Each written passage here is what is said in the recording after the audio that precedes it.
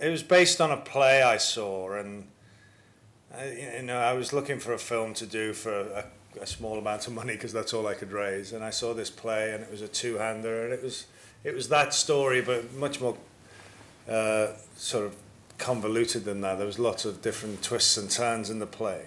But the thing I remember about the play and what I took away with me was the confession, Helen's confession, and that was similar in the play. And when I went back to the actors and said I'd like to make this into a movie, we started at that point, really. What is it that this girl is living with? What is it that she has to unburden herself of? What's her sorrow, really? And we started with that, and me and the two actors in the piece, we sort of started writing from that point, knowing that that was the point we wanted to reach before we sort of sorted them out. And the play was called The Pool, and the film was called The Pool for a long time, and we had a couple of test screenings in London, and people came back to me and said, we really like the film, but I hate the title, it doesn't mean nothing to me.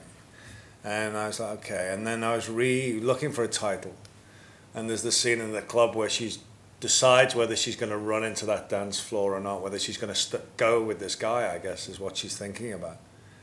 And behind her on the wall was this sign, "Don't worry about me." And I just thought that encapsulates her story so much. That's where it's sort of what I wanted the audience to be left with at the end of the film, that she is going to be all right, that she can move on.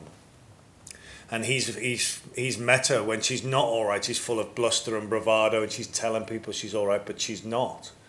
And what he helps her to do, quite accidentally, I think, is he's able to get her to move on in her life and move forward, I think.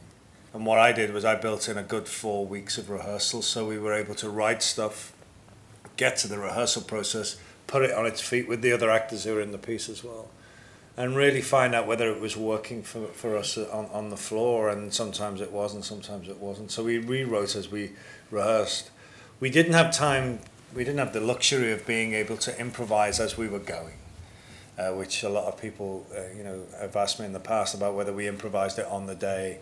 We never had that luxury. That's a very hard thing to do, I think, on a tight budget because you don't know where the story is going to go, and you have to keep control of that story.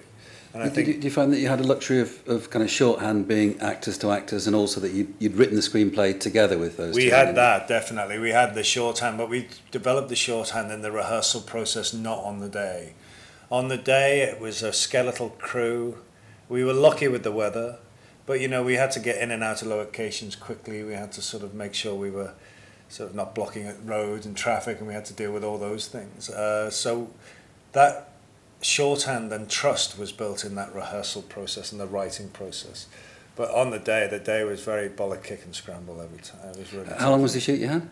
We had 3 weeks. Yeah, it's about half what you'd normally do. And we were shooting a high ratio. We shot on HD.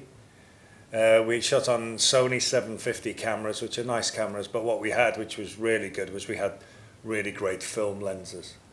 And also a lot of our money, as well as the music you hear, which is a lot of my money went on the grade, because when I first assembled the picture, it looked very flat. It looked very TV, for want of a better expression.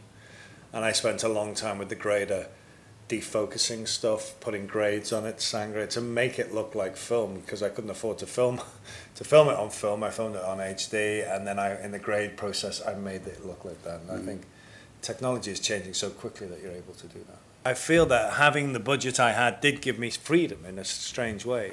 It gave me freedom because the budget was from people who, the money came from people who were happy to give us the money. They weren't on my shoulder all the time. They weren't telling me to cast Johnny Depp or whatever. They weren't doing those things. They weren't making demands on the money they gave.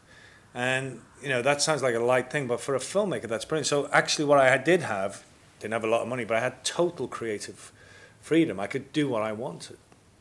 Also, being in my own city meant that money went a long way. I could knock on people's doors and say, "Listen, do you mind if my actress uses your toilet, or can you make me a sandwich and stuff?" And they would do that. There was a lot of goodwill around.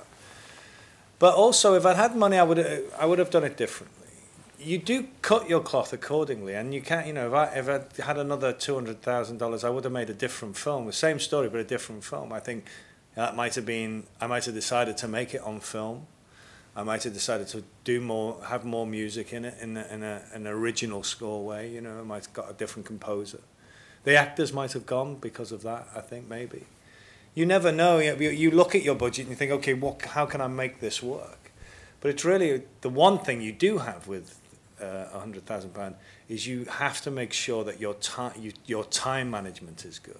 So your shot list and things like that, you know that you can't do 400 takes of one, that you have to get in there and get out.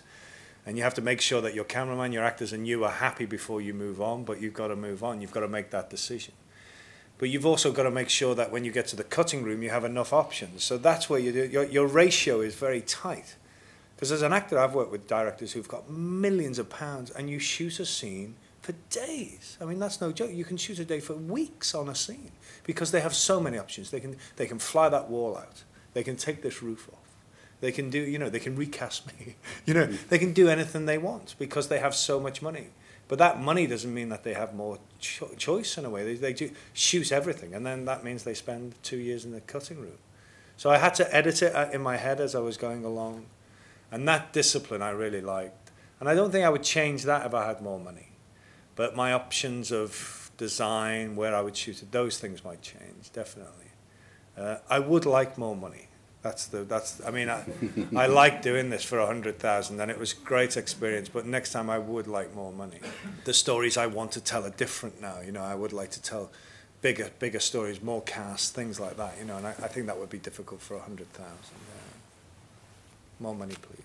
More money, please.